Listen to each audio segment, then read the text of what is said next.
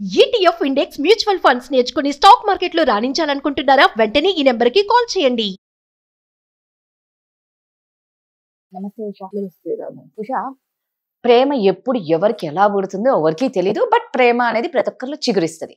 ముఖ్యంగా మనం చూసుకుంటే చాలా ఫన్నీగా ఏదో క్రేజీగా అనుకుంటాం, కానీ కొంచెం బాధగా అనిపిస్తుంది. ఇప్పుడు నిన్ను అడిగే టాపిక్ ఏంటంటే, లవ్ చేసుకుంటారు, విడిపోతారు, ఎవరికి వాళ్ళు పెళ్లి చేసేసుకుంటారు. ఓకేనా? ఒకవేళ ఇక్కడ ఎవరికో పెళ్లి కాలేదు అనుకుందాం. నేను ఎస్పెషల్లీ అబ్బాయిల గురించే మాట్లాడుతున్నా. అబ్బాయిలే. ఎస్, పెళ్ళి అయిన తర్వాత కొన్ని రోజులకు ఆ ప్రేయసి గుర్తుకొస్తుంది. ఎవరు? పాత ప్రేయసి. ఫోన్లు స్టార్ట్. అంటే వీళ్ళిద్దరికి రిలేషన్ బాగా నడుస్తుంది. అసలు దేని వల్ల రిలేషన్ నడుస్తుంది? ఇంకా అబ్బాయి చెప్పే మాటలకి ఈ అమ్మాయి చాలా ఏమంటారు తీసేసుకుంటూ ఉంటుందన్నమాట. అరే నిజంగా నా కోసం ఇంకా పరితపిస్తున్నాడా, నేను లైఫ్లో ఉంటే బాగుండు అని ఇప్పటికే అంటున్నాడు, నన్ను ఇంత మిస్ అవుతున్నాడా అంటాడు. ఆల్రెడీ ఆయన నాకు తెలిసి వాళ్ళ వైఫ్తో మంచిగా ఎంజాయ్ చేస్తూ ఉంటాడు కదా, అక్కడ తగ్గకుండా గట్టిగా. ఎలా ఏమన్నంటే, నా భార్య నన్ను పట్టించుకోదు, నన్ను చూడదు, నాకు పెట్టదు, అసలు నాకే పని చేయదు, మాకెప్పుడు గొడవలే, ఇవే వస్తాయి. ప్రతి పెళ్ళైన మగాడి నుంచి వేరే ఆడదానికి కాల్స్ ఇవే వస్తాయి. ఇంకా చెప్పాలంటే, మన ఇద్దరం ఉన్నప్పుడు మనం ఇలా చేసేవాళ్ళం కదా, అది నేను నా భార్య దగ్గర అడగలేకపోతున్నాను. రైట్, అలా ఉండలేకపోతున్నాను.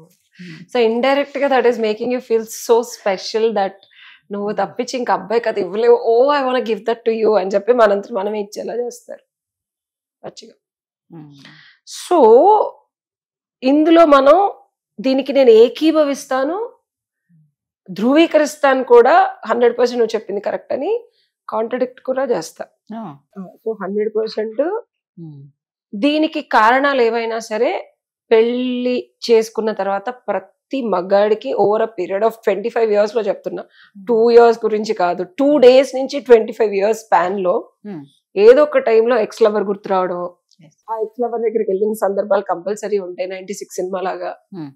ఓకే సరే, అందులో అంటే ఆయన పెళ్లి చేసుకోలేదు కానీ ఇప్పుడు ఈ అమ్మాయి చేసుకుంది కదా, రావడం, ఒక తీపి అనుభూతి, ఒక మంచి ఎమోషన్, ఒక క్యూట్, మళ్ళీ పాత జ్ఞాపకాలన్నీ నెమరు వేసుకుంటూ బావిలోంచి నీళ్లు తోడినట్టు అన్ని తోడుకుంటూ ఎమోషన్స్ అల్లుకుంటూ ఆ జ్ఞాపకాల కలయికని మళ్ళీ చక్కగా జడలాగా 3 పాయల జడ 2 లాగా కలిసిపోయి అల్లుకుంటూ. 3 పాయల జడ 2 పాయల లాగా. ఓకే, చూడటానికి 2 కనిపిస్తుంది కానీ అల్లింది 3 కదా. అలాగా ఆ 3వ పాయ కనిపించకుండా ఏ ఓలా రూమ్స్ లోకి వెళ్ళిపోయి చక్కగా శాస్త్రోక్తంగా సుఖంగా ఉంటున్నారు. తప్పు లేదు. తప్పని కూడా సుప్రీంకోర్టు వారు ఎలా అయితే నిర్ధారించారో మనం కూడా ఇబ్బంది పడకుండా దాన్ని యాక్సెప్ట్ చేసే సొసైటీకి రమ్మని చెప్పి వాళ్ళు చెప్పినప్పుడు, పాపం అబ్బాయిలు వేరే అమ్మాయితో ఉన్నప్పుడు దబదబా డోర్లు కొట్టి రెడ్ హ్యాండెడ్ గా పట్టుకున్న పెద్దగా బీకేది కూడా ఏం లేదని చెప్పేసి చెప్పినప్పుడు ఏంటంటే, ఈ లవ్ ఫీలింగ్ ని ఎందుకు చంపుకోవాలి? నాకు సుఖం సంతోషం దొరికినప్పుడు నేను ఎందుకు ఇలా ఆగిపోవాలి? ధనార్జన చేసేది నేను, సత్తా ఉంది నాకు, నా వల్లే కదా ఇంత ఫ్యామిలీ నేను నడిపిస్తున్నాను, నాకే సుఖం సంతోషం లేకపోతే ఎలా అని చెప్పి మరుగున పడిపోయిన ఆనందాన్ని, సుఖాన్ని, సంతోషాన్ని, క్రేజీనెస్ ని, నెక్స్ట్ లెవెల్ ఆఫ్ మగతనాన్ని తీసుకొచ్చి రియాలిటీలోకి తీసుకొచ్చే మగ మహారాజులు ఉన్నారు. సో అప్పుడు చెప్పే మాటలు నువ్వు చెప్పినట్టు ప్రతి లైఫ్లోనూ ప్రతి జీవితంలోనూ ఒకవేళ ఆ లవ్ చేసిన అమ్మాయిని పెళ్లి చేసుకున్నా అవే అగాధాలు, అవే గొడవలు. 2 humans can never be happy రియాలిటీలో. అవును, 24 గంటలు ఎవ్వడు హ్యాపీగా ఉండడు. ఎంత లవ్ చేసిన వాళ్ళు, ఎన్ని రోజులు లవ్ మ్యారేజ్లు చూస్తున్నావు. ఇక్కడ ఆకర్షణ లేకపోతే అలవాటు 2 ఉంటాయి ఓల్డ్ పర్సన్. సో ఆ ఆకర్షణ అలవాటు కొత్త పర్సన్ తో కలిగితే ఇక్కడికి వెళ్ళరు, పాస్ట్ కి వెళ్ళరు, లేదా ఒక కొత్త రిలేషన్షిప్ కూడా వెళ్ళరు. ఈ రిలేషన్షిప్ లో ఉంటారు. నేను అన్ని రిలేషన్షిప్స్ బ్రేక్ అవుతాయి అన్ని చెప్పను. సుఖంగా సంతోషంగా ఎన్ని ఇబ్బందులు వచ్చినా సక్సెస్ఫుల్ గా ఉండే ఎంతో మంది ఉన్నారు. నేనే రిపేర్స్ చేస్తాను చాలా మంది రిలేషన్స్.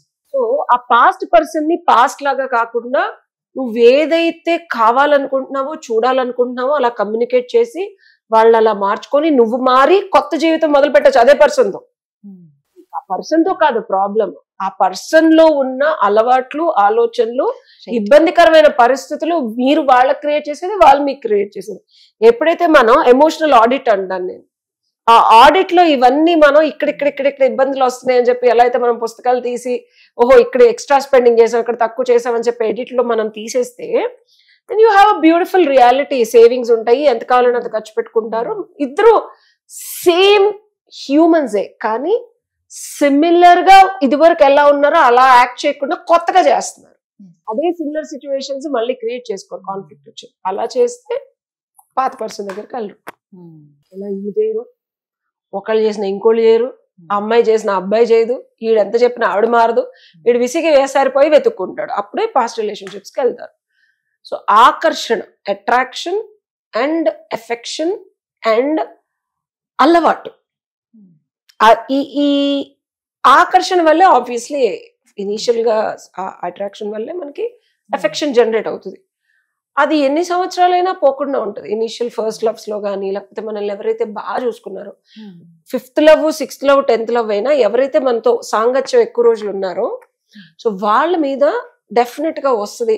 ఈ కష్టాలు ఏంది, దీంతో ఈ గొడవ ఏంది, పొద్దున్న లేస్తే ఈ కూరగాయలు తేవడం ఏంది, ఒక ఎవర్షన్ స్టేజ్ కి వెళ్తారు. ఇది ఎందుకు వస్తుంది అంటే పెళ్ళాలు చెప్పా కదా, మనం నైటిల్ వీడియో అనవసరంగా అంటే కోపతాపాలు కానీ, అందంగా లేకపోవడం కానీ, అలవాటుతనంలో పొరపాట్లు చేయడం కానీ, భర్తకి ఎలా నచ్చితే మేము ఎలా చేస్తే వాళ్ళకి నచ్చుతుంది, లేకపోతే ఎలా నచ్చితే మేము అలా ఉండటానికి ప్రయత్నించడం కానీ కోల్పోతున్నారు లేడీస్ రిలేషన్షిప్ లో.